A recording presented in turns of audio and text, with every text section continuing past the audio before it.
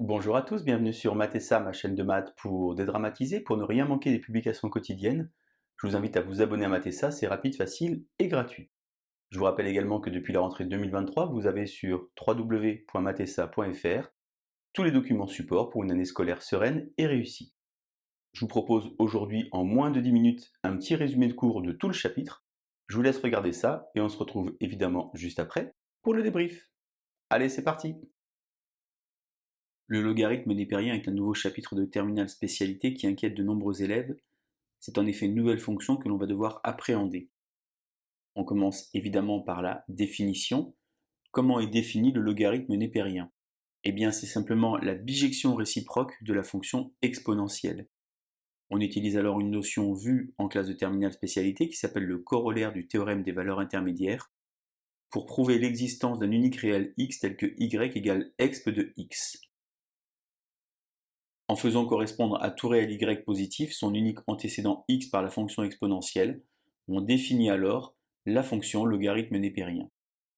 Représentation graphique maintenant de la fonction logarithme népérien, et bien puisqu'on a ici deux fonctions qui sont réciproques, leurs représentations graphiques sont symétriques par rapport à la première bisectrice, la droite d'équation y égale x.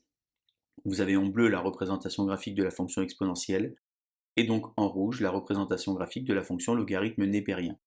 Il faut remarquer évidemment que le logarithme népérien est défini sur 0 plus l'infini ouvert, qui correspond à l'ensemble des images pour la fonction exponentielle. La définition est donc relativement simple. La fonction logarithme népérien notée ln est la fonction qui, à chaque réel strictement positif x, fait correspondre l'unique solution y dans R telle que x égale exponentielle de y. On doit évidemment ceci à John Napier, mathématicien et astronome écossais qui a vécu au XVIIe siècle. Ainsi, on va avoir pour tout x positif e de ln de x égale x, et pour tout x qui appartient à R, ln de e de x égale x. Les propriétés algébriques sont nombreuses, on commence d'abord par l'équation fonctionnelle. Pour tout réel x et y strictement positif, le logarithme népérien transforme les produits en somme. En d'autres termes, ln de xy est égal à ln de x plus ln de y. On complète alors par de nombreuses propriétés algébriques.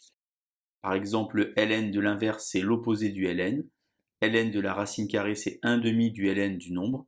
Ln d'un quotient, c'est la différence des ln.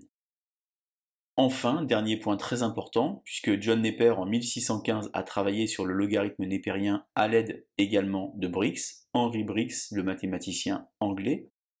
Je vous insère donc ici un petit code Python pour vous expliquer la méthode de Briggs, qui permettait donc de retrouver des logarithmes népériens. Et la méthode repose sur le fait qu'au voisinage de 0, ln de 1 plus x est équivalent à x. Ceci a été démontré par Euler bien plus tard.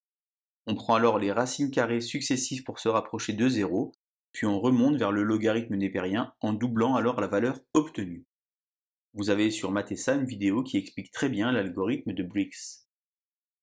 On va maintenant s'intéresser à l'étude de la fonction ln, la fonction logarithme népérien. Tout d'abord en termes de dérivation, la dérivée de ln de x est 1 sur x, et puisque x est positif, eh bien, la fonction logarithme népérien est croissante sur 0 plus l'infini. On peut alors donner la limite lorsque x tend vers 0, c'est moins l'infini, et la limite lorsque x tend vers plus l'infini, c'est plus l'infini, et construire alors le tableau de variation complet du logarithme népérien. Attention, valeur interdite en 0, double barre, et la fonction est croissante sur 0 plus l'infini. On peut évidemment donner également le signe du logarithme népérien, puisque ln de 1 ça vaut 0, puisque e de 0 ça fait 1, et puisque la fonction logarithme est croissante sur 0 plus l'infini, et bien après 1 le ln est positif, et entre 0 et 1 le ln est négatif. Une partie algébrique très importante avec la résolution d'équations logarithmiques. Lorsque vous avez deux logarithmes qui sont égaux, c'est équivalent à dire que les deux nombres sont égaux, et ceci est vrai car la fonction qui à x associe ln de x réalise une bijection de 0 plus l'infini sur grand R.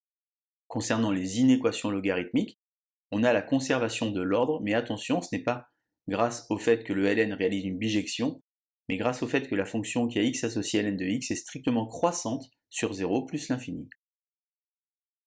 Alors il y a des pièges classiques à éviter. Le premier d'entre eux, lorsque vous avez un ln à gauche et pas de ln à droite, comme c'est le cas ici, eh bien il faut transformer le 2 avec du ln en écrivant ln de e carré, pour pouvoir alors faire disparaître les logarithmes.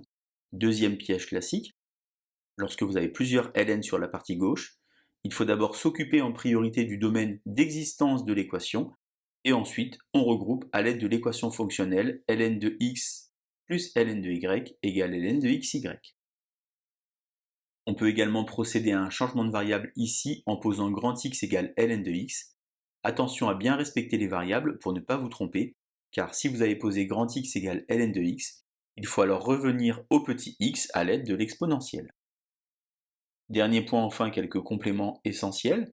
Tout d'abord une limite remarquable, ln de 1 plus h sur h lorsque h tend vers 0 égale 1. Ça s'appelle le nombre dérivé, on apprend ça en classe de première spécialité. Vous avez également une autre écriture. Les croissances comparées, le ln est la fonction la moins forte de toutes les fonctions. C'est la raison pour laquelle au voisinage de plus l'infini, la limite de ln de x sur x est égale à 0, et au voisinage de 0, la limite de x ln de x fait 0. On peut évidemment généraliser les croissances comparées, non plus avec x mais avec x puissance n, et on conserve évidemment les mêmes résultats. Enfin, dernier point très important, concernant la dérivation du logarithme avec une fonction composée, eh bien on dérive l'intérieur, c'est-à-dire u', fois la dérivée de la fonction appliquée à l'intérieur, c'est-à-dire 1 sur u, et donc on a u' fois 1 sur u, et la dérivée de ln de u, c'est donc u' sur u. Pour finir, comme d'habitude, l'ensemble des notions abordées sur ce chapitre. Voilà donc tout ce qu'on pouvait dire sur ce chapitre, un résumé de cours en moins de 10 minutes. Vous êtes maintenant prêt à aller naviguer sur la playlist de Matessa, dont voici le lien, afin d'être performant pour vos futures évaluations. N'oubliez pas qu'en mathématiques, il faut pratiquer. Je vous invite donc à vous entraîner, je vous invite évidemment à partager la chaîne avec vos amis, et je vous dis à bientôt sur Matessa. Bonne journée.